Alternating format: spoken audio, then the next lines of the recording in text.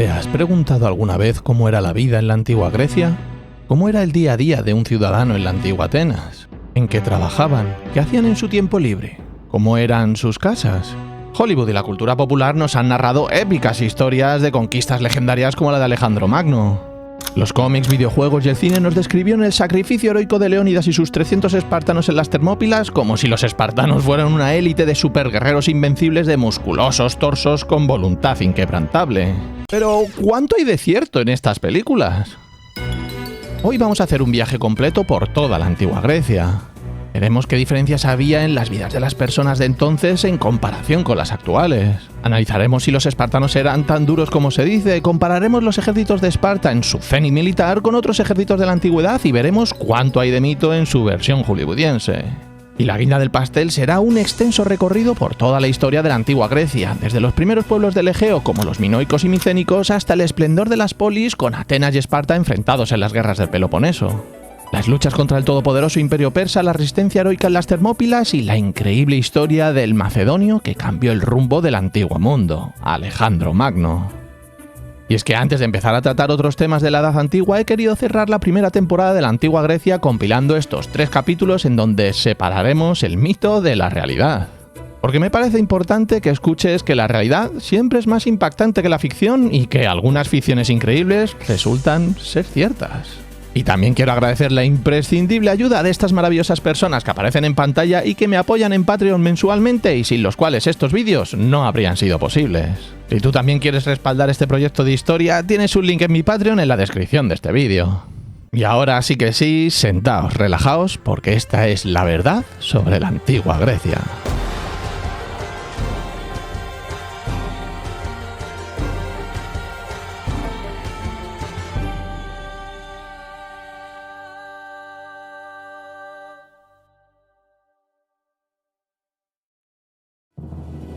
Capítulo 1. ¿Cómo vivían realmente en la antigua Grecia? ¿Cómo era vivir en la antigua Grecia? ¿Qué diferencias había en las vidas de las personas de entonces en comparación con las actuales? Vemos películas sobre Grecia y de las hazañas de héroes de la época, las míticas figuras como Aquiles y Héctor o las históricas conquistas de Alejandro Magno. Estudiamos las guerras entre sus polis, la épica batalla de las Termópilas y observamos las ruinas de lo que una vez fue la cuna de la civilización moderna y la democracia. Pero, ¿cómo vivía la gente corriente de la antigua Grecia? ¿Cómo eran sus casas? ¿Qué comían? ¿Qué ropa llevaban? ¿O cómo eran sus trabajos?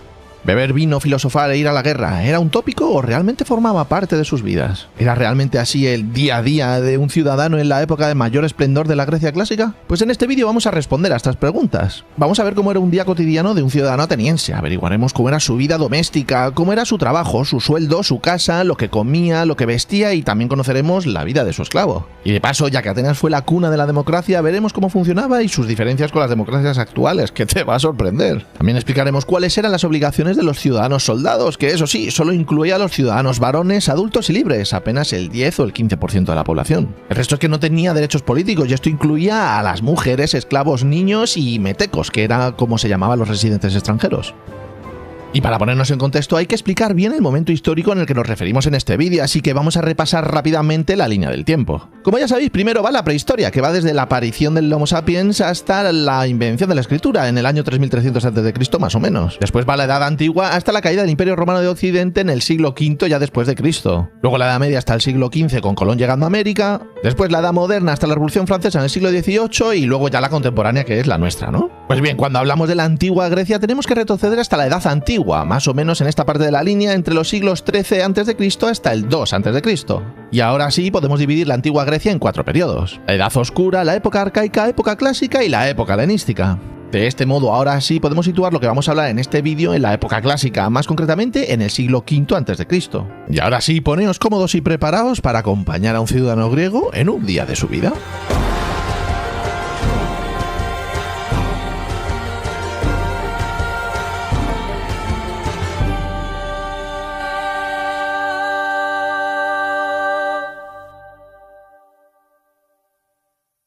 Muy buenas a todos, soy Escocés y en este vídeo vamos a pasar un día con Diodoros, un ciudadano de Atenas del siglo V a.C. Diodoros es un hombre que se considera a sí mismo un hombre normal y corriente del pueblo llano de Atenas. La sociedad ateniense estaba dominada por hombres como Diodoros y sus colegas de clases más altas, solo ellos podían llamarse ciudadanos. Las mujeres apenas tenían derechos y se esperaba de ellas que se quedaran en casa a tener hijos y a cuidar a los que ya tenían.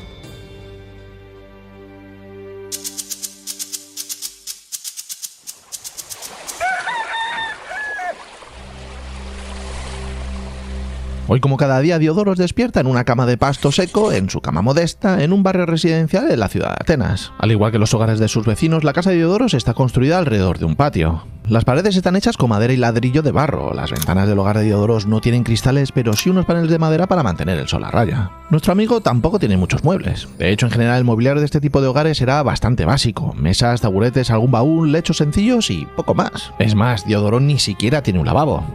Cada día puede elegir entre usar uno de los muchos baños públicos que hay disponibles o usar su pequeña cubeta para hacer sus necesidades. Eso o ir al río.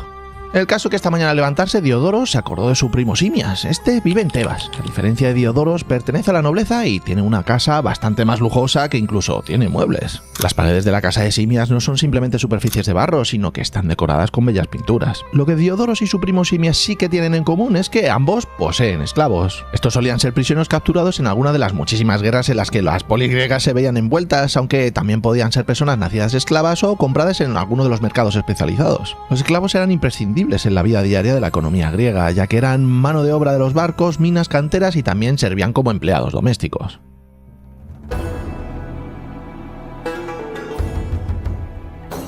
Oh dear, I look so ugly today. Antes de salir y empezar su día, Diodoros debe vestirse. Sus ropas y la de la mayoría de personas de su clase es bastante sencilla. La ropa no se cosía, sino que se envolvía y se utilizaba alrededor del cuerpo, asegurándose con pinzas, pines o cinturones que también podían servir como decoraciones. El beneficio de tener ropa que no se cose, sino que se ajusta al cuerpo, es que muchos griegos podían utilizar sus prendas para otros propósitos, por ejemplo, para ponerlas sobre sus camas a modo de sábanas. Diodoros usa otra tela más pequeña a modo de taparrabos como ropa interior y se coloca encima su túnica. En general, la ropa era muy similar para hombres y mujeres, con la diferencia de que las túnicas de las mujeres llegaban hasta los tobillos y las de los hombres eran más cortas hasta las rodillas. A diferencia de Diodoros, su primo Simias usa ropa más elaborada. Al pertenecer a la nobleza, él puede permitirse prendas más lujosas, así que lleva túnicas hechas con tejidos de mejor calidad como lino o lana, teñidas con tintes costosos como el púrpura, por ejemplo. Además, suele llevar una capa llamada imation, drapeada elegantemente sobre el hombro para denotar su estatus. ¿Y qué se ponían en los pies? Bueno, pues mira, los ciudadanos del pueblo como Diodoros usaban calzado sencillo, sandalias de cuero con suelas simples que se ataban con tiras alrededor del pie, aunque muchas otras veces iban descalzos, ¿eh? Y de nuevo, para las clases altas el calzado era más elaborado. A Diodoros le gustaría tener unas sandalias como las de su primo Simias, que eran parecidas a las suyas, pero tenían agujeros para pasar cintas de cuero teñido y decorado que envolvían el pie hasta la pantorrilla. Simias también tiene un calzado cerrado para el invierno o para cuando viaja. Y para el esclavo de Diodoros no hay ni adornos ni zapatos elegantes. Él viste de forma muy simple, con una túnica corta, sin adornos ni capa, hecha con lana burda o lino áspero. Su ropa no está teñida ni decorada y está diseñada para durar, no para lucir. La mayoría de los esclavos iban descalzos, especialmente aquellos que trabajaban dentro del hogar. Pero bueno, regresemos con Diodoros, que se acerca la hora de ir a trabajar y aún no ha desayunado.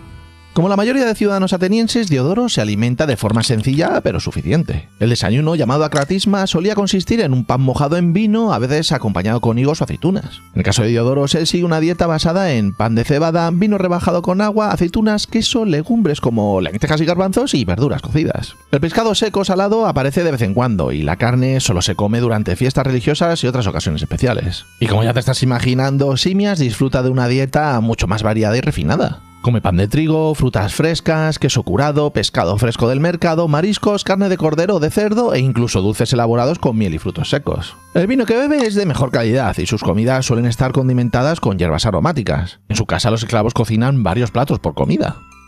El esclavo de Diodoros, por el contrario, come lo justo para mantenerse en pie y seguir trabajando. Su alimentación se reduce a gachas de cebada, pan que se le queda duro a Diodoros y legumbres servidas con agua o vino barato, por supuesto, y en pequeñas cantidades. No come regularmente ni carne ni pescado, a menos que le sobre un poco a su amo un día que se sienta muy generoso. Ahora sí, con la panza llena, Diodoros puede irse a trabajar.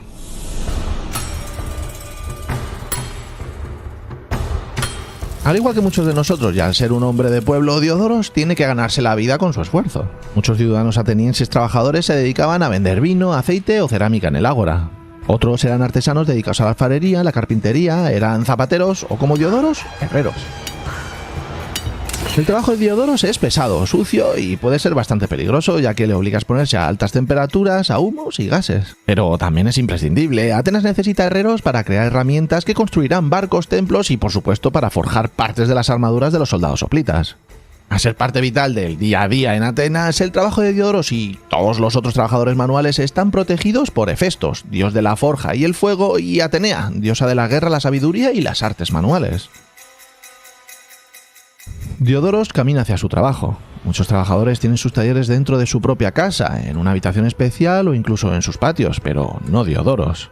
Su taller está cerca de su casa y del ágora de la ciudad. Ahí Diodoros se dedica a forjar herramientas agrícolas, puntas de lanza, clavos para barcos, cerraduras o partes de armaduras y espadas, claro. Pero hoy tiene un pedido de bisagras, que, oye, no tiene mucho glamour, pero pagan bien. Mientras martilla, Diodoros se acuerda de un encargo de la semana pasada de un cliente de alto estatus como su primo Simias. Tuvo que hacer 2 cerraduras, 2 copas decorativas y 3 hebillas ornamentadas para sus túnicas. Los ingresos de Diodoros varían según la temporada y la demanda. En un buen día puede ganar 1 o 2 dracmas y tiene varios pedidos, pero otros días apenas consigue lo justo para alimentar a su familia. Aún así, Diodoros prefiere eso a trabajar en el campo bajo el sol abrasador o pasar días cargando mercancías en el puerto. Una parte importante del pueblo, en especial la que vivía en las partes menos céntricas de Atenas, se dedicaba a eso, a cultivar cebada, olivos y hortalizas en tierras propias o arrendadas. Otros eran obreros empleados en las grandes construcciones públicas de la ciudad, como templos, murallas o el puerto de Pireo. Los más humildes se dedicaban a la recolección, el transporte de mercancías o incluso al trabajo temporal como remeros en la flota ateniense. Estos últimos, llamados cetes, eran ciudadanos de las clases más bajas que servían como remeros en las guerras navales, especialmente en los trirremes. Y por debajo de todos estaban los esclavos, que no cobraban salario y cuya existencia dependía por completo de la voluntad de sus amos. Los esclavos podían trabajar como sirvientes domésticos, obreros alquilados, mineros o ayudantes en los talleres.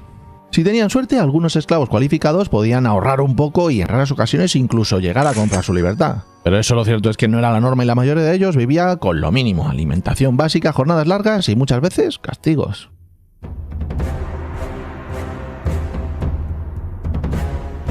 Promise me you'll return.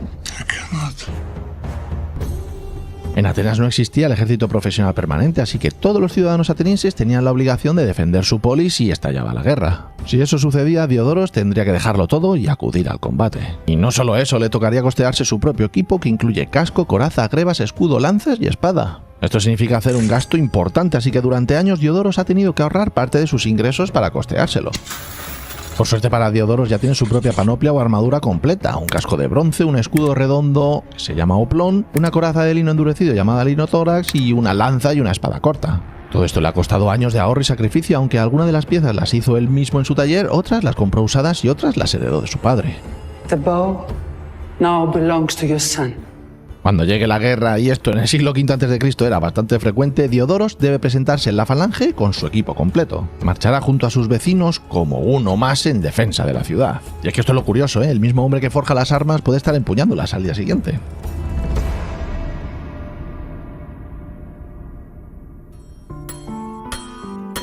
Mientras Diodoros sudaba y martillaba, fantaseaba con trabajar en algo menos duro, como hacen los ricos, como hace su primo Simias. Simias no necesita trabajar con las manos. Él vive de las rentas de sus tierras y del comercio de bienes a gran escala, como el aceite o el vino exportado por el mar. Su jornada no transcurre entre herramientas ni mercados, sino entre reuniones políticas, banquetes, discursos en el ágora y largas conversaciones filosóficas con sus amigos. ¿Por dónde iba? A veces asiste a juicios ya sea como jurado o como litigante, o participa en liturgias, que era una forma de mecenazgo cívico obligatorio en la que financiaba obras públicas, festivales o incluso naves de guerra. Además, Simias puede permitirse una educación completa para sus hijos, contratar esclavos especializados como tutores, médicos o escribas y mantener el estilo de vida lujoso sin preocuparse por conseguir ganarse el pan de cada día. Esto lo cierto es que tampoco ha cambiado mucho si lo comparamos con hoy en día, ¿no? Pero bueno, ¿y los más pobres? ¿Qué opciones tenía alguien como el esclavo de Diodoros? Spoiler alert, la cosa estaba bastante complicada.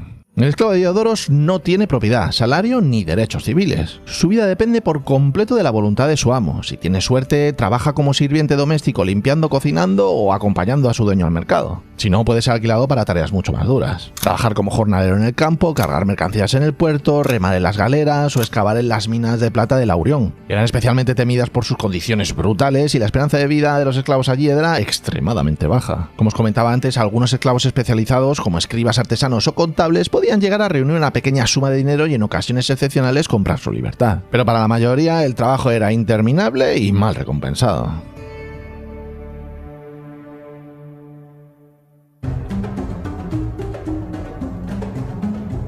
El ingreso diario de un trabajador libre como Diodoros podía variar bastante. Un obrero ganaba alrededor de 1 dracma al día, lo suficiente para mantener a una familia modesta. Un artesano cualificado podía ganar algo más, dependiendo de la demanda, claro. Por ejemplo, un escultor o un constructor trabajando en el Partenón podía recibir entre 1 y 1 dracma y medio al día. Un pequeño inciso, seguro que muchos de vosotros queréis que os diga cuánto dinero equivale en la actualidad, pero es que ajustar la inflación desde el siglo V a.C. no tiene mucho sentido directo porque no existía un sistema de precios comparable al actual ni una inflación lineal. Sorry. Lo importante aquí es que nos quedemos con el dato de que 1 dracma al día era lo suficiente para mantener una familia modesta.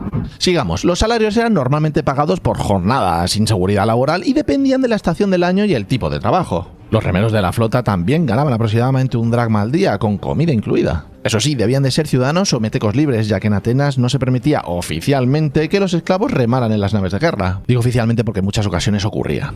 Simias, en cambio, podía ingresar decenas o incluso cientos de dracmas al mes solo con rentas sin necesidad de trabajar directamente, y mucho más cuando comerciaba. Y el esclavo, pues nada, los esclavos no cobraban salario, por eso eran esclavos, vamos. En algunos casos excepcionales se les permitía guardar parte de la pequeña paga extra si el dueño lo autorizaba, pero esto no era común. Y pago con comillas era la comida, el techo y con suerte la benevolencia de su amo.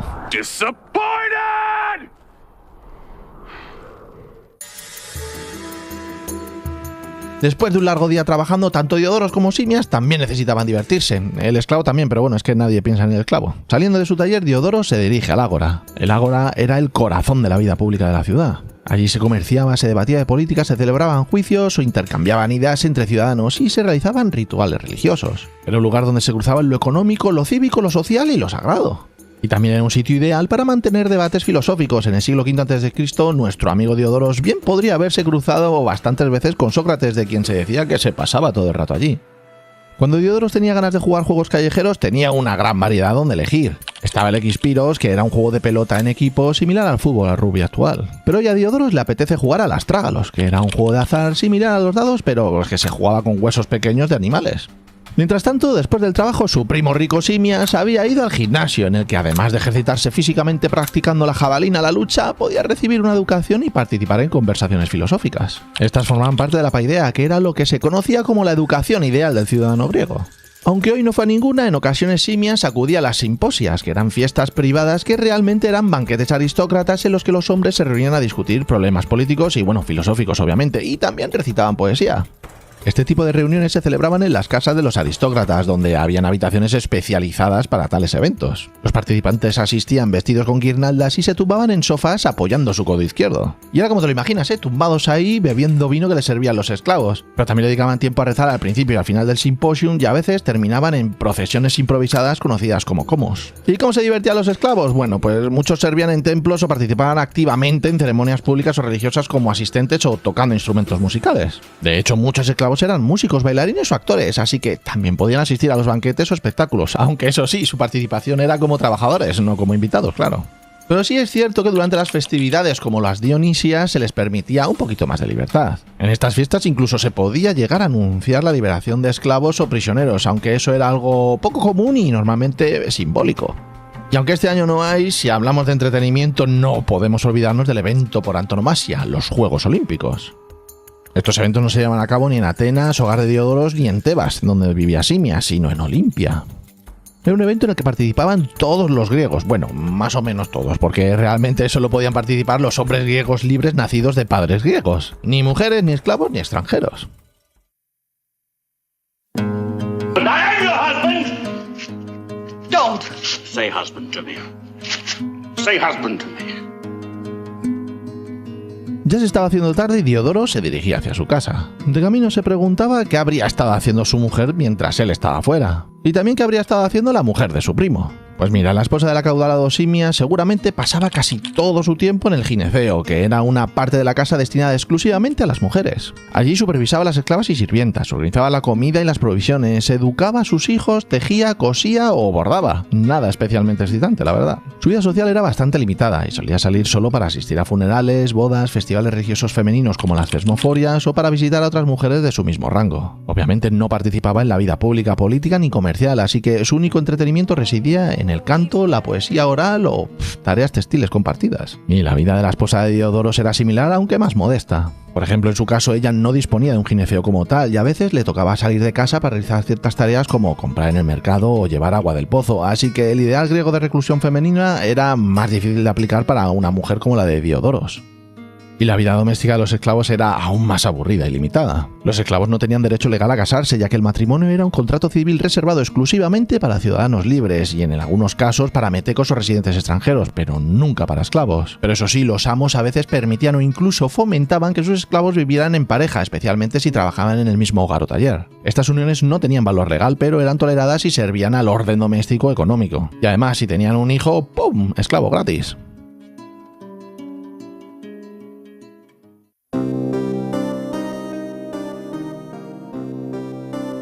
Aquí hemos hablado del ateniense Diodoros y su primo tebano Simias. Y es que hay que aclarar que existían muchas diferencias entre las distintas polis griegas que podían afectar a la vida diaria de los ciudadanos. Por ejemplo, Esparta era una diarquía, explicado rápidamente una monarquía con dos reyes. Tebas estaba gobernada por un grupo de familias nobles que formaban una oligarquía aristocrática y Atenas en este periodo era una democracia. Pero ojo, no una democracia como lo que estamos acostumbrados hoy en día. Y mira, aprovechando que sale el tema y aún a riesgo de meterme en un berenjenal, os voy a contar cuáles son las diferencias entre la democracia de Atenas y lo que hoy en día llamamos democracia. Y ya te digo que algo te va a sorprender e incluso te puede llegar a dar envidia. Pero vamos a ver. Empecemos explicando que en las democracias representativas actuales, como la española, el voto es el mecanismo mediante el cual el ciudadano concede la legitimidad para gobernar a unos representantes y tomar decisiones en nombre de la ciudadanía. Es decir, al votar, los ciudadanos delegan parte de su supuesta soberanía nacional en quienes se eligen confiando en que estos representantes defenderán sus intereses. Como veis, hago mucho énfasis en confiando para aclarar que las democracias actuales están basadas en la confianza. Sí, en la confianza. Y déjame saber en los comentarios si realmente confías tú en los que te gobiernan.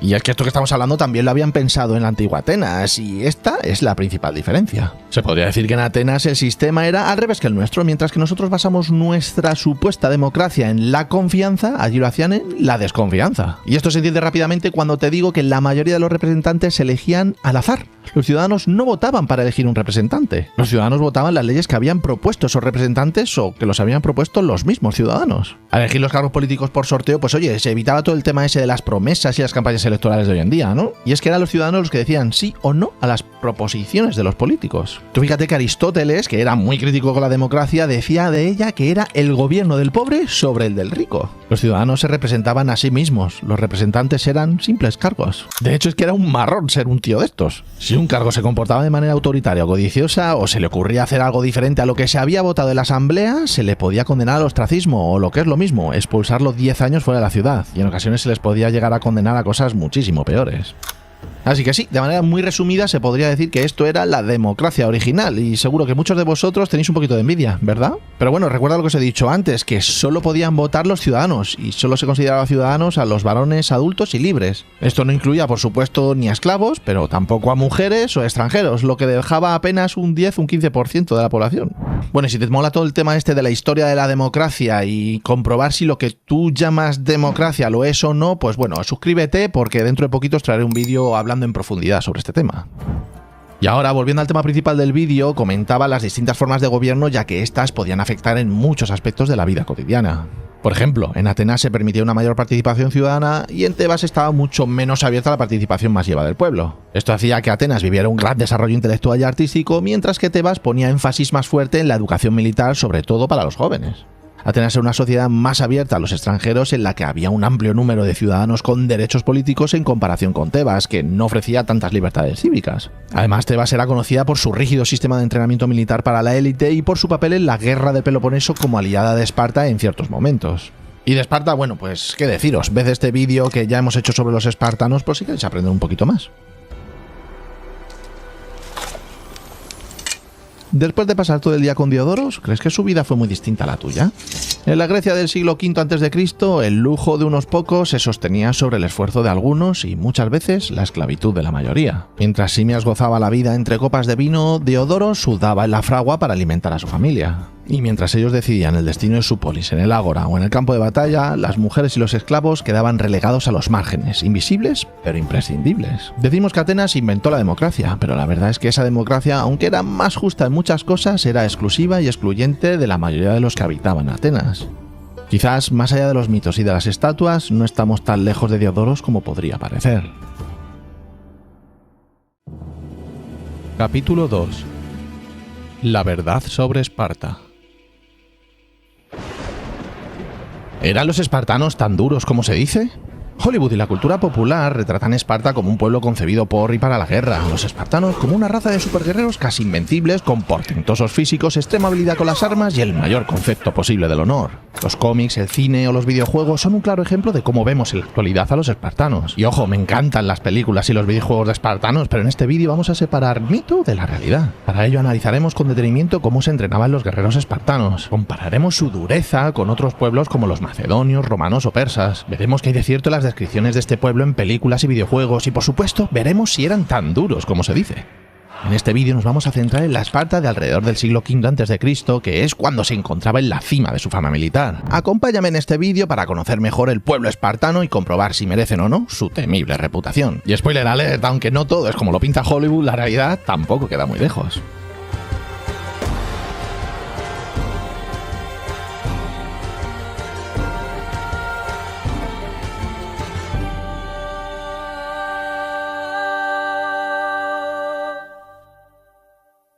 Muy buenas a todos, soy Escocés y para entender la dureza espartana hay que empezar por su sistema educativo y de entrenamiento, la AGOG. En Esparta prácticamente todo estaba orientado a la creación de soldados de élite. Desde su nacimiento los espartanos eran examinados para comprobar si estaban fuertes y sanos. Y si no lo estaban, eran descartados. Y ya te puedes imaginar lo que esto significa. Según el historiador Plutarco, los padres debían presentar al recién nacido ante una comisión. Si el bebé tenía alguna deformidad o debilidad, se le abandonaba en el monte Apotetas.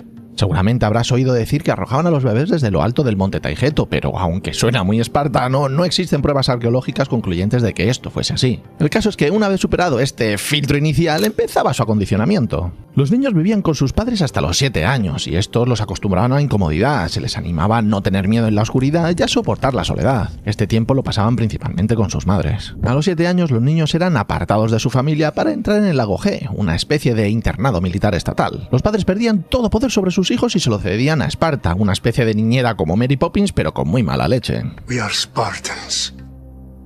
When are we not? Y es que la verdad, la vida en el AGOG no era nada fácil. Para empezar, dormían en el suelo, sobre juncos que ellos mismos recogían del río Eurotas, y solo les daban un manto con el que taparse, así que los inviernos eran realmente duros. Según el historiador Genofonte, casi siempre iban descalzos para fortalecer las plantas de los pies y prepararlos para las largas marchas. We march. Los espartanos valoraban la limpieza personal. Se les enseñaba a bañarse regularmente y a cuidar su higiene, aunque de una manera más rústica que en otras ciudades griegas. Al fin y al cabo, los espartanos creían que el confort ablandaba el carácter. Según Genofonte, la dieta estaba diseñada para asegurarse de que nunca estuvieran completamente saciados, pero tampoco tuviesen una nutrición insuficiente. Lo hacían así para que aprendieran a vivir con el hambre que podían llegar a sufrir durante una campaña y que pudieran pelear sin sentir los estómagos pesados. A mí personalmente me parecía sorprendente que los animaban a robar comida para suplementar su dieta. Pero claro, si les pillaban se llevaban una buena paliza. La severidad del castigo hacía la lección doble, fomentaba la astucia y el espíritu de supervivencia, pero también castigaba la torpeza. Existe una leyenda que ejemplifica el ideal espartano de resistencia al dolor y el silencio ante el sufrimiento. Cuenta como un niño espartano robó un zorro para comérselo, y al ser sorprendido, escondió al animal bajo su túnica. El zorro le fue arañando el vientre, pero el chico aguantó sin defenderse hasta morir desangrado antes de confesar el robo. Y es que en el AGOG las palizas eran pedagógicas. Los instructores o cualquier otro adulto podían castigar físicamente a los chicos si era por su bien, y su castigo favorito eran los azotes. Incluso había un ritual en el santuario de Artemisa Ortia donde azotaban a los jóvenes hasta ver quién aguantaba más sin gritar. Los espartanos presumían de que ese juego producía guerreros capaces de mirar a la muerte parte a la cara. Gente jodida. En cuanto al currículum educativo, en lugar de estudiar filosofía elevada o retórica al estilo de Atenas, tenían asignaturas como lucha, atletismo, manejo de armas y obediencia ciega. Pero eso sí, también tenían música y danza porque las consideraban importantes para la coordinación y el espíritu del grupo bélico. También se les enseñaba a hablar usando frases cortas, punzantes e ingeniosas en lugar de peroratas interminables, y de hecho la palabra lacónico, que se refiere a alguien o a algo que se expresa de manera breve y concisa, proviene de una región de Esparta. Un célebre ejemplo de su ingenio lo encontramos en la historia que cuenta que cuando el enemigo persa les amenazó con que sus flechas taparían el sol, el guerrero espartano Dinecas respondió: Then we will fight in the shade. Cuando cumplían los 15 años, los jóvenes recibían permiso para dejarse el pelo largo, símbolo del guerrero espartano adulto. Según Heródoto, los persas se asombraban al ver a los espartanos peinándose el cabello con toda la calma del mundo antes de la batalla de las Termópilas. Entre los 17 y los 19 años, los mejores cadetes pasaban a formar parte de la cripteia y se los enviaba a las zonas rurales armados con un puñal con el que sobrevivir y matar cuantos hilotas pudiesen. Y es que la sociedad espartana descansaba sobre los hombros de los hilotas, que trabajaban la tierra para que los ciudadanos pudieran dedicarse a entrenar, lo que viene siendo esclavitud de toda la vida.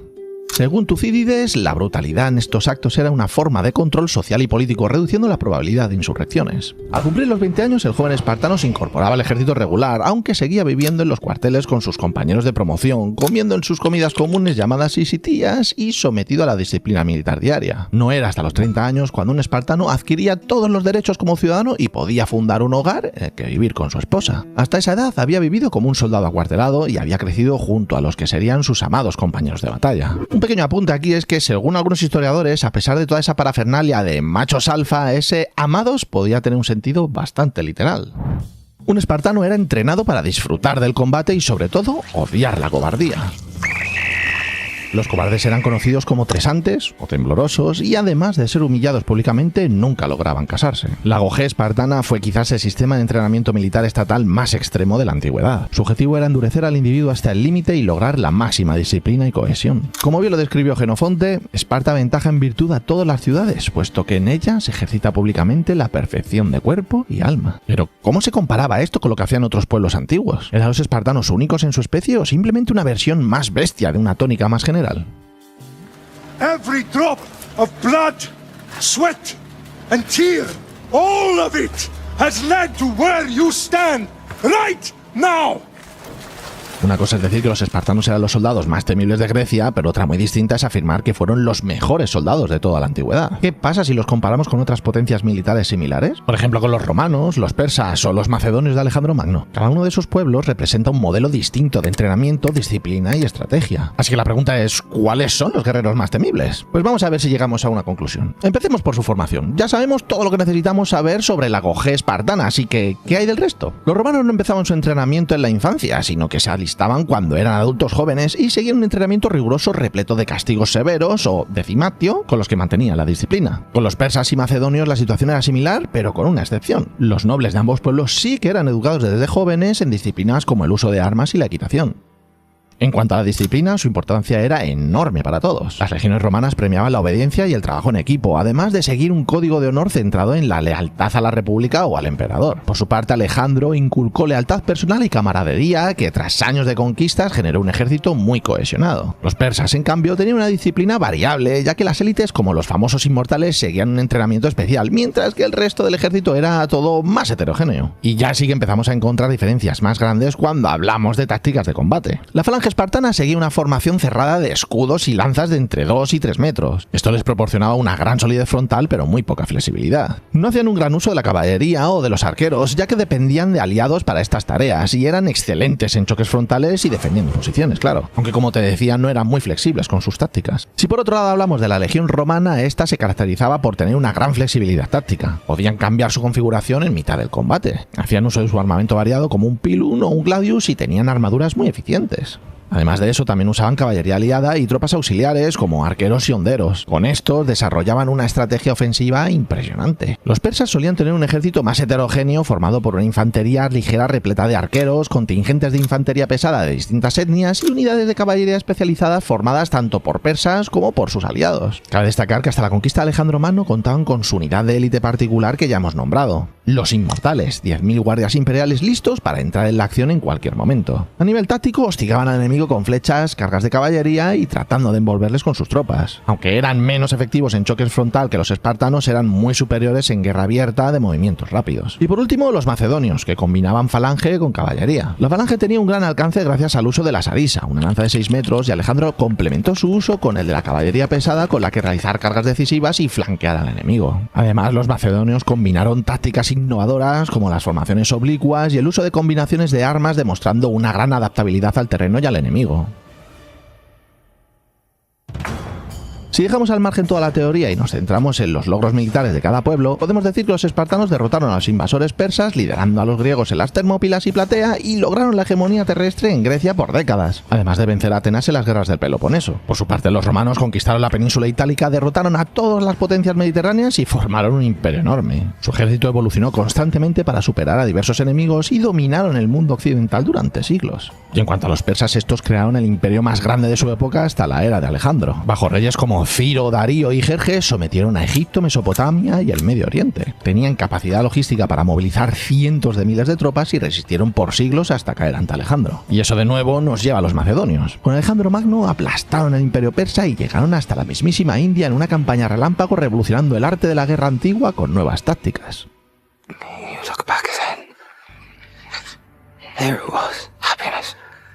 Claro que por muy poderosos que fueran todos estos pueblos, todos terminaron cayendo. Esto me hace querer comparar sus debilidades. Empezando por los espartanos, tenían un número limitado de ciudadanos guerreros. Nunca pasaron de entre los 8.000 y 10.000, y su rigidez táctica provocó que les costara adaptarse a los cambios. Su economía dependía de la servidumbre de los hilotas y eran incapaces de manejar una guerra prolongada lejos de su casa. Por otro lado, las tácticas de los romanos requerían de una disciplina férrea, así que en manos de generales ineptos podían fracasar. Además, su ejército era muy costoso de mantener. Con la decadencia del imperio, la moral y la disciplina bajaron y las legiones se volvieron menos efectivas. El punto débil de los persas residía en su heterogeneidad, lo que dificultaba la coordinación de tropas de distintas culturas e idiomas, además de que tenían algunas unidades mal entrenadas o de lealtad dudosa. La falange macedonia era vulnerable sin apoyo y tenían problemas para adaptarse al ataque de guerrillas o de los combates no convencionales. Además, Macedonia tenía una población relativamente pequeña, así que las guerras constantes agotaron sus recursos humanos.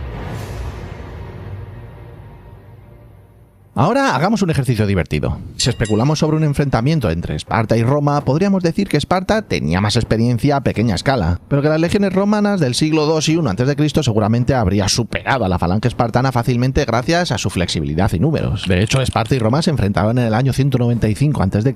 y Esparta fue derrotada con facilidad, pero en aquella entonces Esparta era una sombra de sí misma, así que la comparación no sería del todo justa. Si enfrentamos a Esparta contra los persas, los espartanos demostraron en las Termópilas que con terreno favorable podían plantarles cara incluso con una gran inferioridad numérica. No obstante, en campo abierto necesitaban del apoyo del resto de los griegos, como sucedió en Platea, que para los que no sepan fue la batalla que tuvo lugar un año después de las Termópilas, donde los griegos, liderados por Esparta y Atenas, derrotaron decisivamente al ejército persa de Mardonio. Aunque los macedonios de Alejandro Magno nunca llegaron a enfrentarse a los espartanos, sí que sabemos que los espartanos perdieron contra las tácticas innovadoras de Epaminondas en Tebas. Esto demuestra que la máquina de guerra espartana podía ser vencida con estrategia táctica superior, algo en lo que Alejandro destacaba. En resumen, ¿Esparta produjo guerreros temibles? Sí, pero no invencibles. Otros pueblos desarrollaron también grandes soldados. Los romanos con su disciplina, los persas con su perseverancia y número, y los macedonios con su innovación táctica. Y cada uno brilló en su contexto. De lo que no hay duda es de que en el imaginario popular los espartanos son los mejores, en gran parte gracias a la aura mágica que les dio su valentía en la batalla de las Termópilas y a la propaganda histórica que vino después. Y por supuesto también gracias a todos los mitos populares que los envuelven, como aquellos de los que vamos a hablar a continuación. La cultura popular ha pintado a los espartanos como los John Wick de la antigüedad.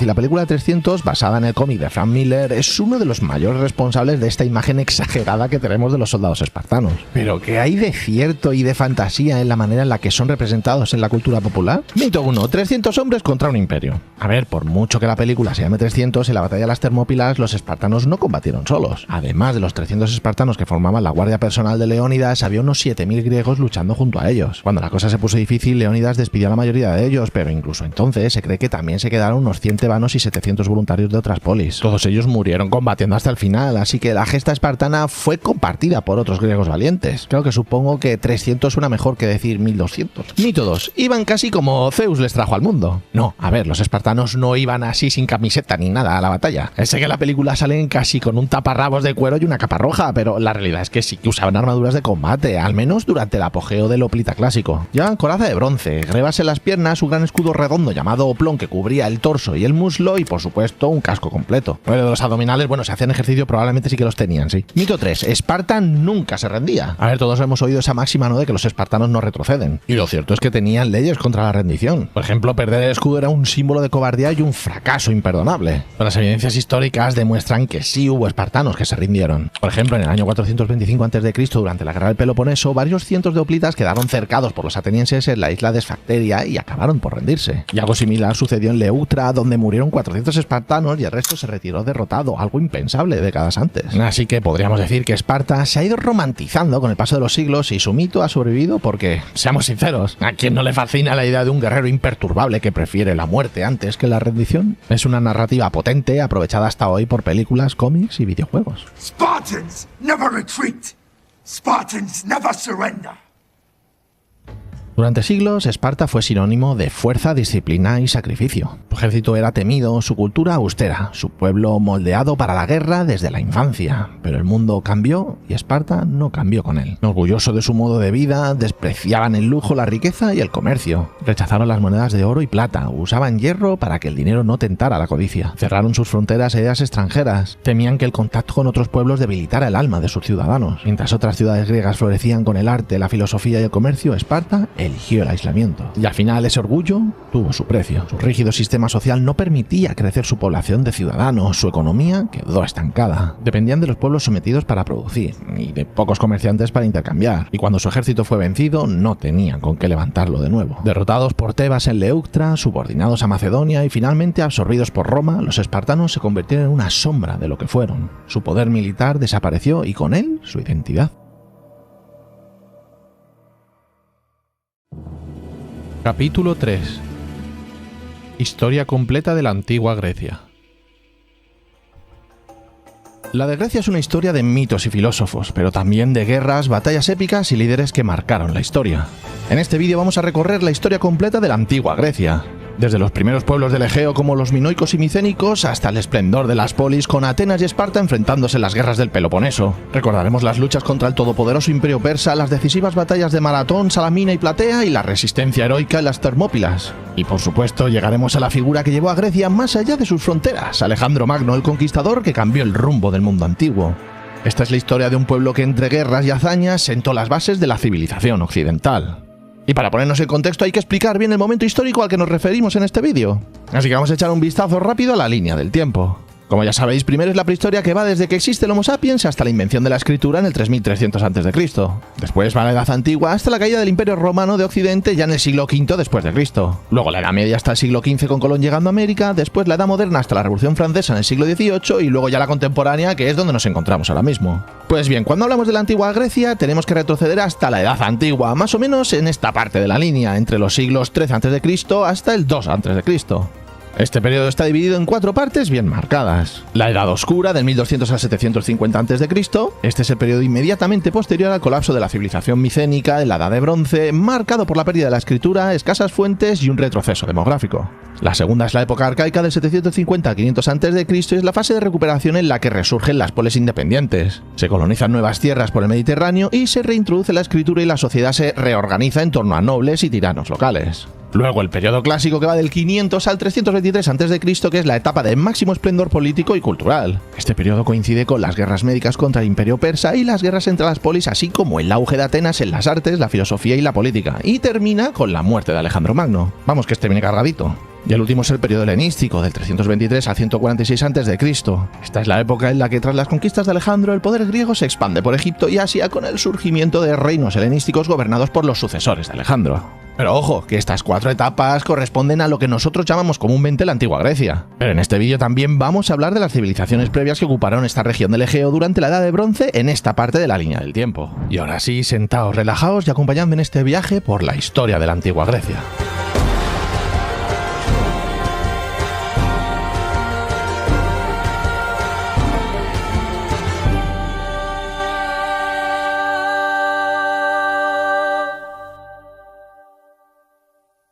Muy buenas a todos, soy Escocés y hoy os voy a contar la historia completa de la antigua Grecia. Creo que la mejor manera de hacerlo es empezar contando brevemente lo que pasó antes en este mismo lugar, que no es poco ni carente de misterio. Cuando pensamos en la Grecia antigua solemos evocar templos clásicos, filósofos y el This is Esparta. Pero antes de Sócrates y de Alejandro Magno, de los que vamos a hablar luego, ya existieron otras culturas fascinantes en el mundo egeo. Los minoicos y los micénicos, dos civilizaciones que florecieron durante la Edad de Bronce, aproximadamente del 3000 al 1100 a.C. Ambas marcaron el inicio de la historia europea y sin embargo terminaron colapsando de manera dramática. La más antigua de todas fue la civilización minoica, asentada en la isla de Creta, se desarrolló entre el 3000 y el 1450 a.C. y debe su nombre al legendario rey Minos y al mito del laberinto del Minotauro. Y esto es así porque su nombre real, o como le llamaban otros contemporáneos, no se conoce. Sus palacios, como Noso, Festo, Malia o Zacros, eran verdaderos centros de poder político, económico y religioso. Los minoicos fueron grandes comerciantes marítimos. Desde Creta tejieron una red de intercambios con Egipto, el Levante y la Grecia continental, lo que les permitió prosperar. En sus frescos aparecían escenas taurocatapsias, acrobacias con toros, y paisajes coloridos y motivos naturales que reflejan una cultura sofisticada. Su escritura, el lineal A, aún no ha sido descifrada, lo que mantiene un velo de misterio sobre su organización interna y su religión, aunque sí es verdad que sabemos que rezaban un culto de divinidades femeninas vinculadas con la fertilidad y la naturaleza. Hacia el 1600 a.C., una erupción del volcán Cera en Santorini provocó tsunamis y alteraciones climáticas que se cree que afectaron gravemente a Creta. Poco después, en torno al 1450 a.C., casi todos los palacios fueron destruidos. La explicación más aceptada es que los micénicos de la Grecia continental aprovecharon la debilidad cretense para ocupar la isla. Creta quedó entonces bajo dominio micénico. Y es esa la otra gran civilización previa a la antigua Grecia. La civilización micénica se extendió entre el 1600 y el 1100 a.C. en la Grecia continental. Sus principales centros de poder fueron Micenas, Tirinto, Pilos, Tebas y Atenas. A diferencia de los minoicos, construyeron palacios fortificados y murallas ciclópeas, lo que reveló un mundo más belicoso. Los micénicos utilizaban una escritura distinta, el lineal B, que esa sí que fue descifrada y demuestra que hablaban una forma arcaica de griego. Su economía estaba centralizada en los palacios, que administraban recursos agrícolas y artesanales. Además, participaron en amplias redes comerciales en el Mediterráneo oriental y en numerosas guerras. Posteriormente, la Grecia clásica se basaría en este periodo para las leyendas de los poemas de Homero. Agamenón, Aquiles, la guerra de Troya, que, aunque mezcladas con mitos, reflejaban la importancia de la élite guerrera micénica. Hacia el 1200 a.C., los palacios micénicos fueron destruidos uno tras otro. Y cuidado que este derrumbe no fue aislado, al mismo tiempo colapsaron también el imperio hitita de Anatolia y las ciudades cananeas en el Levante. Eso es lo que los historiadores llaman el colapso de la Edad de Bronce. Y las causas de este colapso, pues la verdad que no están claras. Los estudiosos proponen varias teorías como las de los conflictos internos entre los reinos micénicos, las catástrofes naturales como terremotos o sequías, la interrupción de rutas comerciales que sostenían la economía palacial y las invasiones de los misteriosos pueblos del mar. ¿Y quiénes fueron estos pueblos del mar? Pues lo siento, pero tampoco lo sabemos. Lo que sí sabemos es que estos grupos contribuyeron a la desestabilización de las potencias de la época. Los egipcios lograron resistirlos, pero el mundo micénico más frágil se vino abajo. Tras su caída comienza lo que hoy conocemos como la antigua Grecia, empezando por la Edad Oscura.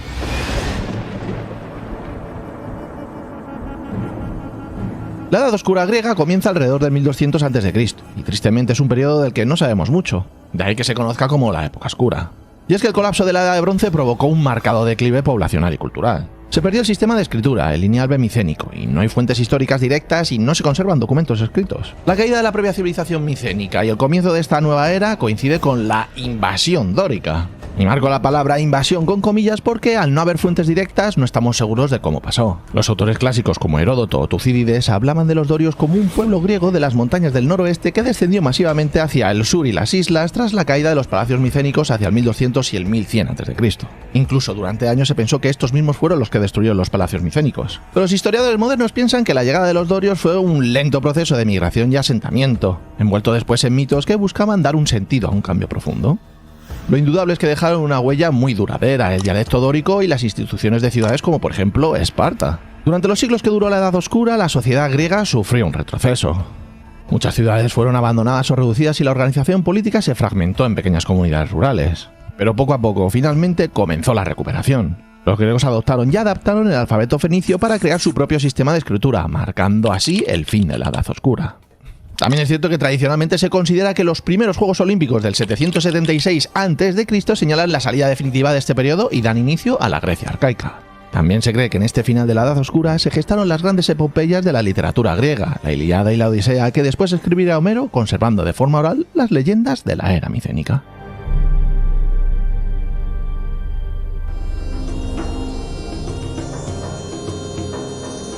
En la época arcaica se consolidó el resurgimiento de la civilización griega. La población seguía aumentando cada vez más y las comunidades se reorganizaron en polis independientes. Estas ciudades-estado eran la base del sistema político griego. Cada polis controlaba un territorio circundante y poseía su propio gobierno, leyes y ejército. Aunque compartían idioma y religión, las polis eran muy diversas en su organización política, desde monarquías y oligarquías aristocráticas hasta experiencias tempranas de tiranía o, por supuesto, las primeras democracias directas como la de Atenas. Dos de las polis más influyentes fueron Esparta y Atenas, con modelos completamente opuestos. Esparta mantenía una diarquía, o lo que es lo mismo, una monarquía de dos reyes, y tenía una sociedad completamente militarizada. Sus reyes gobernaban con un poder militar total, y todos sus ciudadanos varones eran educados como guerreros de élite. Incluso las mujeres espartanas recibían instrucción física y gozaban de más derechos que en otras polis. Atenas, por el contrario, evolucionó desde una monarquía hacia un sistema democrático donde los ciudadanos tenían derecho a voto. La sociedad ateniense valoraba la educación civil y cultural, aunque eso sí, las mujeres atenienses solo tenían un rol doméstico sin derechos políticos. Y estas eran las diferencias entre tan solo dos polis, así que ya te puedes imaginar la variedad en el mundo griego arcaico. Una característica crucial en la época arcaica fue la expansión colonial griega. Impulsados por el crecimiento demográfico, la búsqueda de nuevas tierras agrícolas y las tensiones sociales internas, numerosos griegos emigraron fundando colonias alrededor del Mediterráneo y el Mar Negro. Así surgieron ciudades griegas en Asia Menor, lo que hoy es Turquía. También fundaron colonias en el sur de Italia y Sicilia, que era la región conocida como Magna Grecia o Gran Grecia. Y llegaron tan lejos como las costas actuales de Francia y España e incluso el norte de África. Esta colonización incrementó los intercambios comerciales y la influencia griega en un amplio territorio. El auge económico y la nueva difusión de la cultura trajeron consigo muchas innovaciones. En lo militar surgió la figura del hoplita, que era la infantería pesada de la época formada por ciudadanos. Y por supuesto la táctica de la falange, que dio ventaja a las polis en algunos de los conflictos. Se generalizó la acuñación de moneda para el comercio. Y también datan de esta época los primeros filósofos conocidos como Tales de Mileto, Pitágoras y otros pensadores presocráticos del siglo VI a.C. Ya para entonces los filósofos intentaron explicar el mundo de forma racional, anticipando el esplendor filosófico posterior. En las artes, la escultura griega evolucionó desde formaciones rígidas con la típica sonrisa arcaica hacia un mayor naturalismo al final de este periodo. La poesía típica de Homero fue puesta por escrito y se compusieron obras didácticas como las de Hesíodo. Y así fue como la época arcaica sentó las bases políticas y culturales de la Grecia clásica.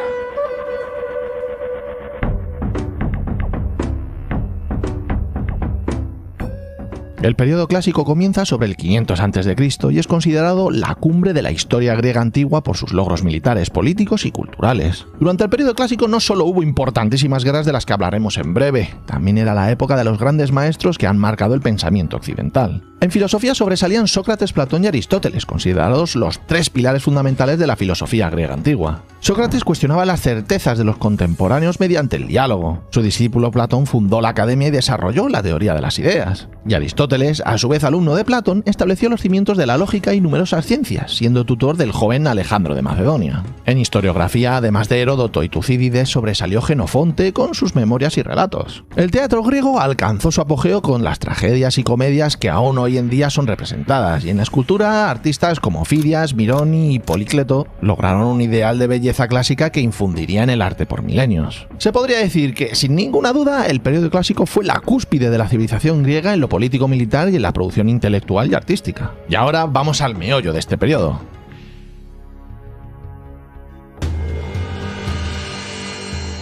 El periodo clásico comienza cuando las polis se enfrentaban a la gran amenaza externa del imperio persa aqueménida en las llamadas guerras médicas o greco-persas. Las guerras médicas fueron una serie de conflictos en los que el imperio persa intentó conquistar Grecia, poniendo en peligro la independencia de las polis helenas. Esta guerra comenzó cuando el imperio persa aqueménida llevaba 50 años expandiéndose.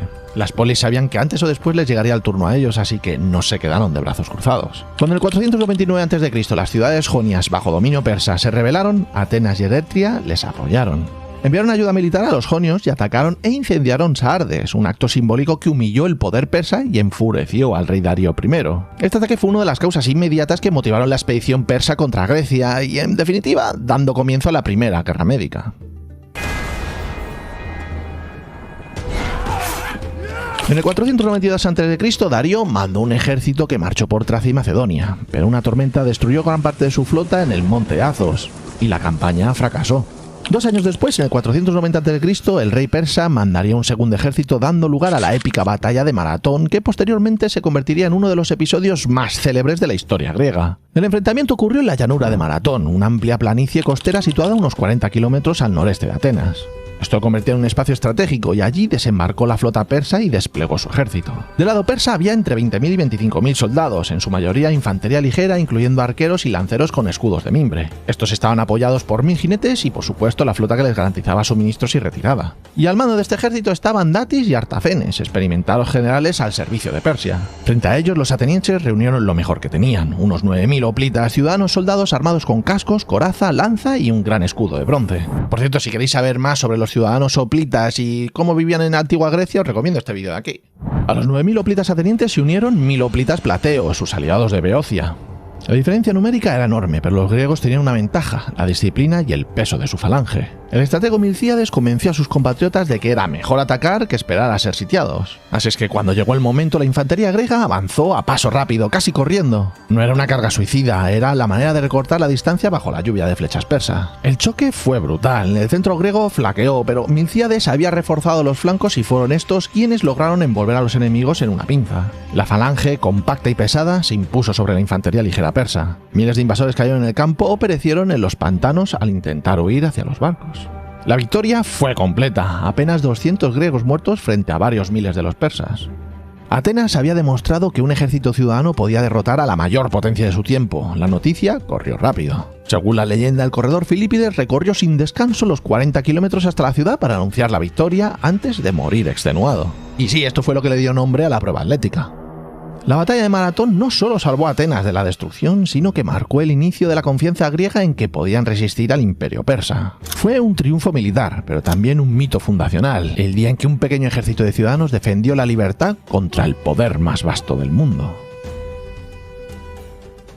10 años después, en el 480 a.C., el hijo de Darío, el rey Jerjes I, lanzó una segunda invasión masiva, dando lugar a la Segunda Guerra Médica. Su objetivo era borrar la humillación sufrida por su padre Darío y someter definitivamente a las polis griegas. Para detenerlo, los helenos eligieron un paso estrecho donde el número persa no pudiera imponerse. Este fue las Termópilas, que literalmente significa las puertas calientes. Esto era un desfiladero junto al mar en la Grecia central. Allí, entre montañas escarpadas y aguas termales sulfurosas, solo unos metros de terreno separaban la tierra del agua. Un lugar en forma de embudo perfecto para una defensa desesperada. Y no te creas que me estoy flipando con eso de las aguas termales sulfurosas, es que la de las puertas calientes era por eso exactamente. Esta vez la diferencia numérica era todavía más abrumadora. El ejército persa, según Heródoto, sumaba más de 1 millón de hombres, aunque las estimaciones modernas hablaban de entre 150.000 y 250.000 soldados, que seguía siendo una burrada. Se componía de arqueros, lanceros, jinetes, infantería ligera de las provincias sometidas y la guardia de élite conocida como los Inmortales. Los griegos apenas podían aportar una fracción de esa fuerza. Bajo el mandato del rey Leónidas I de Esparta, se reunieron en torno a 7.000 hoplitas procedentes de varias polis. Esto incluía a los célebres 300 espartanos y el resto eran tebanos, tespios y focidios. Eso sí, eran infantería pesada, armada con lanza larga, casco, escudo y coraza, organizados en la falange que tantas veces había demostrado su eficacia. Durante 2 días, la estrechez del paso convirtió la desigualdad en fuerza. Los persas avanzaron en oleadas, pero la muralla de bronce y escudos griegos resistió. Los hoplitas luchaban hombro con hombro, empujando con las lanzas y deteniendo cada ataque. Incluso los temidos inmortales fueron rechazados, el estrecho corredor anulaba la superioridad numérica y la caballería persa era inútil en aquel terreno. Pero el tercer día cambió todo. Un griego llamado Efialtes reveló a Jerjes la existencia de un sendero de montaña que bordeaba el paso. Una fuerza persa lo atravesó y cayó en la retaguardia griega. Al conocer la traición, Leónidas ordenó a la mayoría de aliados retirarse para salvarse. Pero él permaneció con sus 300 espartanos, unos 700 tespios que rehusaron huir y un grupo reducido de tebanos. But tonight we dine in hell! El combate final fue feroz. Los griegos lucharon hasta el último hombre defendiendo cada palmo de tierra. Rodeados, los últimos defensores fueron aniquilados bajo la lluvia de flechas persas. Leónidas cayó entre los suyos. La batalla de las Termópilas fue en lo militar una derrota griega, pero en lo moral se convirtió en un símbolo. Un puñado de hombres había resistido 3 días al ejército más poderoso del mundo. Ese sacrificio permitió ganar tiempo para lo que vendría después. El ejército persa de Jerjes avanzó hacia el sur sin apenas oposición. Pasaron por Beocia y entraron en el Ática, el territorio de Atenas. Siguiendo la estrategia de Temístocles, los atenienses habían evacuado la ciudad. La mayoría de la población fue trasladada en barcos a Salamina, Egina y Trecén. Solo quedó un pequeño grupo de defensores en la Acrópolis que rápidamente fue derrotado. Cuando los persas llegaron, hallaron Atenas completamente desierta. Jerjes ordenó saquearla e incendiarla. Las llamas consumieron las casas y los templos y la Acrópolis fue arrasada. Parecía la venganza definitiva por Maratón. Atenas humillada, Grecia al borde de la sumisión. Pero la historia no terminó ahí. Mientras Jerjes celebraba, la flota griega se estaba reuniendo en la isla de Salamina. Esta flota se componía por unas 370 naves, en su mayoría trirremes atenienses, junto con barcos de otras polis aliadas. La flota se dispuso en el estrecho que separa la isla Salamina del Ática. Allí esperaban frenar la armada persa, que contaba con alrededor de 800 a 1000 barcos, aunque muchos eran más pesados y menos maniobrables que los de los griegos. El mando griego estaba en manos de Temístocles, que eligió luchar en el estrecho para neutralizar la superioridad numérica persa. Jerjes, convencido de que podía destruir la flota enemiga de un golpe, ordenó atacar. Al amanecer, los persas entraron en el canal estrecho. Una vez dentro, el espacio reducido impidió que desplegaran todas sus fuerzas. En formación cerrada, embistieron con los espolones los costados de las naves persas, hundiendo muchas y abordando otras. La batalla duró horas. Los persas, atrapados y desorganizados, sufrieron grandes pérdidas. Más de 200 barcos fueron destruidos, mientras los griegos perdieron alrededor de 40. Desde una colina cercana, Jerjes presenció la derrota de su flota. Tras la fuerte derrota naval en Salamina, Jerjes I regresó a Asia, pero dejó en Grecia un ejército numeroso al mando del general Mardonio. Su objetivo era mantener la presión sobre las polis griegas y conseguir someterlas. Durante un tiempo trató de atraer a Atenas a su bando, pero los atenienses rechazaron la oferta y se unieron a Esparta para organizar la defensa común. El verano del 479 a.C., un gran ejército griego de unos 80.000 hombres, de los cuales alrededor 38.000 eran hoplitas, se reunió en Beocia, cerca de la ciudad de Platea. El contingente incluía espartanos, atenienses, corintios, megarenses y otras polis. Frente a ellos, Mardonio contaba con unos 120.000 persas, aunque la mayoría eran tropas ligeras y menos equipadas que los hoplitas griegos. Durante varios días, ambos bandos se observaron y realizaron escaramuzas. Finalmente, en un momento que los griegos estaban dispersos, los persas lanzaron el ataque. Poco a poco, los helenos empezaron a reorganizar sus posiciones. Los hoplitas espartanos y atenienses resistieron el empuje y, una vez reorganizados del todo, contraatacaron en formación cerrada. El choque definitivo vino cuando los espartanos rompieron la línea persa. En combate cayó Mardonio, lo que desmoralizó a su ejército. La retirada se convirtió en una derrota total. El campamento persa fue asaltado y miles de soldados enemigos murieron o huyeron. El resultado fue contundente. La victoria griega en Platea puso fin a la invasión persa de Jerjes. Contra todo pronóstico, los griegos habían frustrado el empeño persa de someterlos. We're so proud of you. Estas victorias fueron de enorme trascendencia. Grecia salvó su independencia y con ella la continuidad de su modelo político y cultural, algo que tendría un impacto en el futuro del mundo occidental. De hecho, se suele afirmar que en Salamina y Platea se jugó la suerte no solo de Grecia, sino de nuestra civilización occidental. Y aparte de todo esto, demostró que podría llegar a conseguir Grecia si luchaban juntos. Make every Greek know what happened here. Tras expulsar a Persia, Atenas asumió el rol hegemónico formando la Liga de Delos, una alianza naval de ciudades griegas organizadas destinada a continuar la guerra contra Persia. Con el tiempo, esta liga se convirtió en lo que podríamos llamar un imperio informal ateniense. Atenas recaudaba tributos de sus aliados y dominaba el mar Egeo. El siglo V a.C. fue el siglo de oro de Atenas. Bajo el liderazgo del estratega Pericles, que gobernó Atenas entre el 460 y el 429 a.C., la ciudad vivió un extraordinario florecimiento cultural y artístico. Se construyeron monumentos magníficos como el Partenón en la Acrópolis, se desarrolló el teatro con las tragedias de Esquilio, Sófocles, Eurípides y las comedias de Aristófanes. Se impulsó la filosofía y las ciencias y Atenas se convirtió en el centro intelectual del mundo griego. Proliferaron las escuelas filosóficas, las obras de arte y literatura y las instituciones democráticas se consolidaron. Figuras como el historiador Heródoto, llamado padre de la historia, narraron las guerras médicas, mientras Tucídides documentó rigurosamente la gran guerra civil que estaba por venir.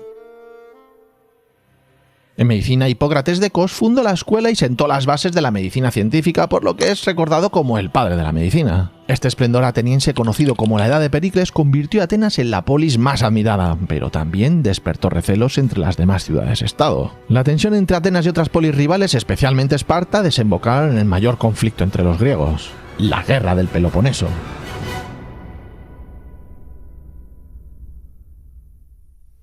La Guerra del Peloponeso, liberada entre los años 331 y 404 a.C., fue el gran conflicto que dividió al mundo griego. Esparta, líder de la Liga del Peloponeso, veía con preocupación el creciente poderío ateniense y se propuso frenar su influencia.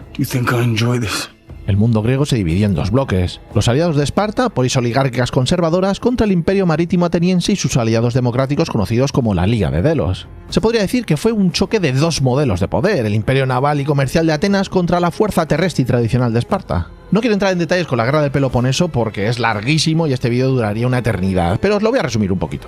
Al inicio de la guerra, Atenas se refugió tras sus murallas y confió en el dominio naval para resistir. En el 430 a.C., una peste devastadora estalló dentro de la ciudad.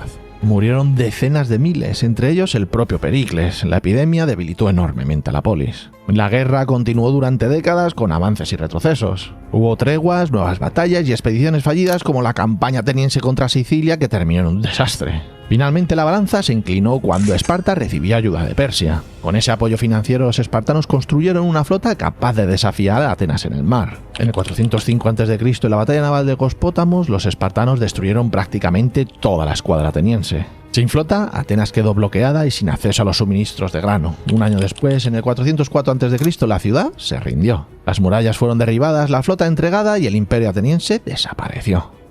Terminó la guerra del Peloponeso y Esparta se convirtió en la potencia dominante, aunque su hegemonía fue muy breve. Y es que su dominio autoritario provocó nuevas resistencias. En el 371 a.C., Tebas venció a los espartanos en la batalla de Leuctra, inaugurando un periodo de hegemonía tebana.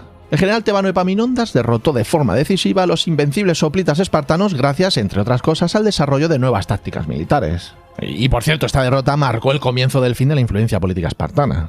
Tebas quedó como una potencia principal durante una década, pero tras la muerte de Epaminondas en la batalla de Mantinea, en el 362 a.C., ninguna polis logró mantener un claro predominio. Bueno, esto ha sido demasiado guerra para un solo vídeo, ¿no? La guerra médica, luego todas las guerras entre Esparta, Atenas y Tebas, pero es que todavía está por venir la guerra más grande de todas. El mundo griego, exhausto tras décadas de guerras internas, fue aprovechado por un reino emergente del norte, Macedonia. El rey macedonio Filipo II convirtió a su ejército en una fuerza profesional. Entrenó a sus soldados de manera continua y los organizó en una nueva formación, la Falange Macedonia. A diferencia de la Falange hoplita tradicional, sus hombres portaban una sarisa, que era una pica hasta 6 metros de largo. Varias filas podían alinear sus lanzas hacia adelante creando una auténtica muralla de puntas. Para sostenerlas, los soldados usaban un escudo más pequeño y ligero, pero su fuerza residía en la disciplina y lo compacto de la formación. Filipo supo combinar esta falange con una caballería pesada de élite, los llamados compañeros, capaces de romper al enemigo en el momento decisivo. También reforzó a su ejército con arqueros, honderos y tropas ligeras, creando un sistema militar equilibrado y flexible. Con estas innovaciones, Macedonia pasó de ser un reino periférico a convertirse en la potencia dominante de Grecia. Así que con el ejército y el escenario perfecto, Filipo II comenzó a expandir su influencia sobre las polis griegas. En el 338 a.C. se enfrentó a una coalición de atenienses, tebanos y otros griegos en la batalla de Queronea, en Beocia. Sin entrar en detalles, el resultado fue una victoria decisiva de macedonios en la que los ejércitos combinados de Atenas y Tebas fueron aniquilados. Esta derrota selló el fin de la independencia efectiva de las polis clásicas. Filipo II se erigió en hegemonón de Grecia, creando la Liga de Corinto, que fue una confederación bajo su liderazgo. Grecia quedó unificada, al menos de manera nominal, bajo el poder macedonio. Filipo planeaba usar esta alianza para invadir el imperio persa, pero fue asesinado en el 336 a.C., antes de emprender la campaña. Su hijo, de 20 años, Alejandro, heredó el trono macedonio y el mando sobre Grecia, poniendo fin al periodo clásico y dando paso al siguiente capítulo de la historia griega. ¡Que se viene, que se viene! A ver, el cuarto y último periodo de la antigua Grecia, el periodo helenístico, comienza oficialmente con la muerte de Alejandro Magno, así que técnicamente todavía estamos en el periodo clásico, pero yo voy a poner una etapa entre ambas edades. Alejandro Magno. My decision is this. I'm coming for you and your throne. Alejandro III de Macedonia, conocido como Alejandro Magno, asumió el trono tras el asesinato de su padre Filipo II en el 336 a.C., cuando tenía apenas 20 años. Educado por el filósofo Aristóteles e instruido en las tácticas militares desde joven, Alejandro era un líder carismático y audaz. Apenas subió al poder, tuvo que consolidar su autoridad dentro de Grecia. Varias polis aprovecharon la muerte de su padre Filipo para rebelarse, pero Alejandro actuó rápidamente. Para dar un escarmiento y demostrar su autoridad y control, destruyó la ciudad de Tebas en el 335 a.C. Ahora sí, confirmada la hegemonía sobre las polis griegas, retomó el plan de su padre de atacar al ancestral enemigo, Persia. Él lo presentó como una guerra de venganza para todos los pueblos helénicos por las invasiones sufridas en las guerras médicas siglos atrás. En el 334 a.C., Alejandro cruzó el Helesponto hacia Asia Menor al frente de un ejército macedonio griego de unos 40.000 hombres. Comenzaba así una fulminante campaña de conquistas sin precedentes. We are free men. Alejandro ganó todas las batallas que libró, derrotando a fuerzas muy superiores. Venció a los sátrapas en el río Gránico, luego al propio rey persa Darío III en Isos. Liberó las ciudades griegas de la costa jónica, conquistó Fenicia y en el 332 a.C. llegó a Egipto. Los egipcios estaban cansados del dominio persa, que no respetaba sus tradiciones, y el sátrapa local no tenía fuerzas para defender el territorio. Alejandro, en cambio, se presentó como liberador y honró a sus dioses. Y esto bastó para nombrarle faraón sin ninguna resistencia. Allí fundó la ciudad de Alejandría, que luego sería un gran centro cultural. En octubre del 331 a.C., Alejandro se enfrentaría a Darío III por última vez en una batalla definitiva por el dominio de Persia, la batalla de Gaugamela. El lugar elegido fue una llanura cercana a la ciudad de Gaugamela, en la actual Irak. Darío había hecho despejar y nivelar el terreno para favorecer su caballería y a sus carros de guerra. El ejército persa era enorme. Las fuentes antiguas hablaban de más de 200.000 hombres, aunque las estimaciones modernas la reducen a 100.000 y 120.000 soldados. Este incluía infantería, caballería de diversas regiones del imperio, carros falcados y elefantes de guerra. Alejandro, por otro lado, contaba con un ejército mucho más reducido, unos 40.000 infantes y 7.000 jinetes, pero era una fuerza profesional disciplinada y con una gran experiencia tras años de campaña. El núcleo de su ejército seguía siendo la falange macedonia, apoyada por la caballería de los compañeros, su arma más poderosa. La batalla comenzó con el avance persa. Alejandro, en el ala derecha con su caballería, ejecutó una maniobra oblicua. Se desplazó hacia un costado, obligando a la caballería persa a estirarse y romper su formación. En este momento simuló una retirada y atrajo a parte de los jinetes enemigos lejos del campo principal. Cuando vio la brecha, Alejandro lanzó la carga decisiva. Con la caballería de los compañeros consiguió penetrar directamente hacia el centro persa, donde se encontraba Darío. El rey persa, al ver la amenaza, huyó del campo de batalla. Sin su mando, el ejército persa se desmoronó. Mientras tanto, en el ala izquierda, el general macedonio Parmenión resistía con dificultad el empuje de la caballería persa. La situación era crítica, pero la victoria en el centro aseguró el resultado. El ejército persa se desbandó y la batalla terminó. Las bajas persas fueron enormes, los macedonios sufrieron muchas menos. En Gaugamela, Alejandro destruyó el poder militar de Persia. Poco después entró en Babilonia, Susa y Persépolis, sellando al fin el imperio aqueménida. Ya había cumplido los sueños de su padre y mucho más, pero Alejandro no pararía ahí. Prosiguió su avance hacia el este, atravesando Media, Bactria y Segdonia, las actuales regiones de Irán, Afganistán y Asia Central. En el 326 a.C. alcanzó el noreste de la India, donde derrotó al rey Poros en la batalla del río Hidaspes. Solo el cansancio de sus tropas, que se negaron a continuar más allá del río Indo, le impidieron seguir conquistando la India. Alejandro había forjado en apenas una década uno de los imperios más grandes de la historia de la humanidad, extendiéndose desde Grecia y Egipto hasta el Valle del Indo. Jamás fue vencido en combate, lo que le otorga la fama de invicto, y es reconocido ampliamente como uno de los más grandes estrategas y comandantes militares de todos los tiempos. Y perdonadme que insista en esto, pero es que en su máxima expansión el imperio de Alejandro abarcó desde Grecia y Egipto, en el mar Mediterráneo, hasta el norte de la India y Asia Central. Esto englobaba, por supuesto, todo el antiguo imperio persa. Es que me parece de...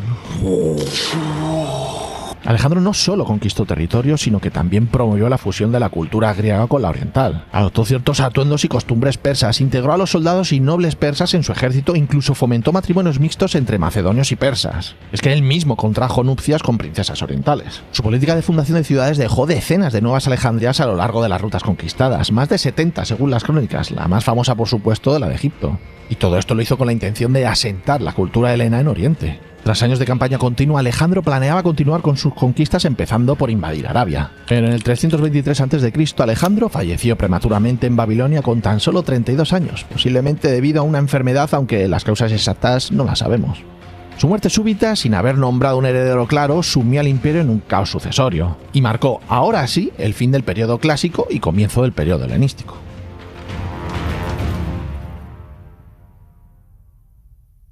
Alejandro dejó un imperio enorme, pero frágil, y sin un sucesor legítimo adulto. Sus únicos herederos fueron su medio hermano Filipo III, que era una persona con discapacidad intelectual, y su hijo pequeño Alejandro IV, ninguno en condiciones de gobernar. Así que el verdadero poder recayó entonces sobre sus generales, conocidos como diádocos, que significa sucesores. Y como te estarás imaginando, muy pronto estalló entre ellos una lucha violenta por la supremacía.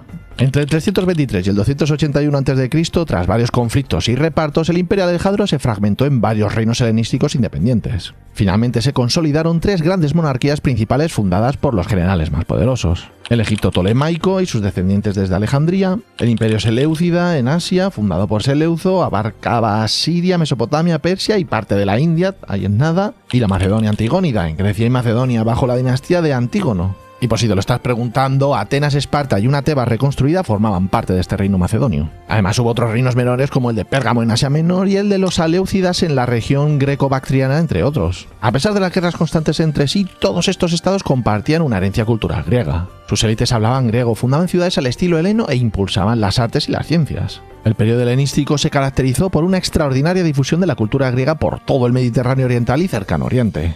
Ciudades como la Alejandría de Egipto, Antioquía o Pérgamo se convirtieron en vibrantes centros de civilización helénica. En Alejandría, por ejemplo, se creó el Museo y la Biblioteca de Alejandría, que atrajeron a sabios de todo el mundo conocido y permitieron grandes avances científicos. La ciencia helenística fue muy notable. Euclides sistematizó la geometría con sus elementos en Alejandría. Arquímedes de Siracusa en el 287 al 212 realizó contribuciones fundamentales en matemáticas, física e ingeniería, como por ejemplo el principio de la palanca o el principio de flotabilidad de los fluidos. Eratóstenes calculó con sorprendente precisión la circunferencia de la Tierra. Hiparco de Nicea desarrolló la astronomía y Herófilo y Erasístrato hicieron estudios pioneros en medicina, por nombrar algunos ejemplos. En filosofía, tras Aristóteles surgieron escuelas helenísticas como el estoicismo, fundado por Zenón de Citio, y el epicuerismo, de Epicuro, que ofrecían nuevas visiones éticas en un mundo cosmopolita.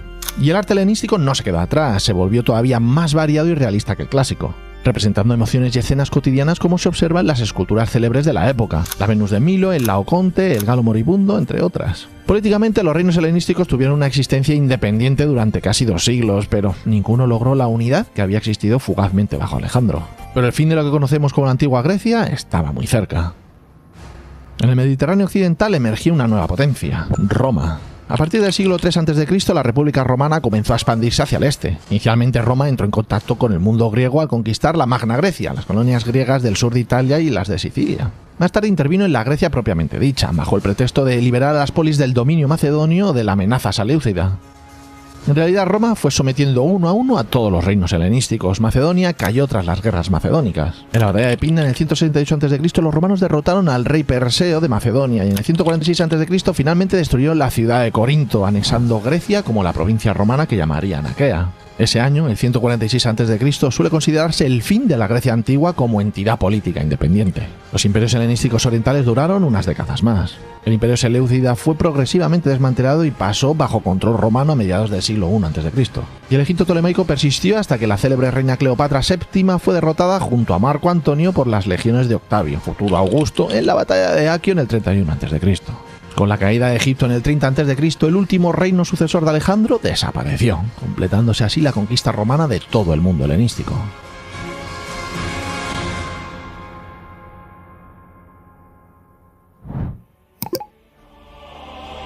Lo que llamamos Antigua Grecia terminó principalmente debido a la expansión romana, que absorbió a las polis y reinos helenísticos dentro de su imperio. La conquista por parte de Roma acabó con lo que llamamos Antigua Grecia. Sin embargo, aunque la autonomía política griega concluyó, el legado de la civilización helena perduró con una enorme fuerza. Los romanos admiraban la cultura griega y adoptaron su arte, su arquitectura, su filosofía y su panteón religioso, difundiendo la herencia griega por Europa y el Mediterráneo. De hecho, la cultura greco-romana resultante fue el cimiento de la educación, la ciencia y la filosofía en el mundo clásico tardío. Y es que siglos más tarde, en el Renacimiento europeo, se retomaron con entusiasmo los modelos de la antigüedad griega. Así, aunque la era de la antigua Grecia terminó como etapa histórica definida, su enorme influencia permeó a través de los siglos, sentando los cimientos de nuestra cultura occidental.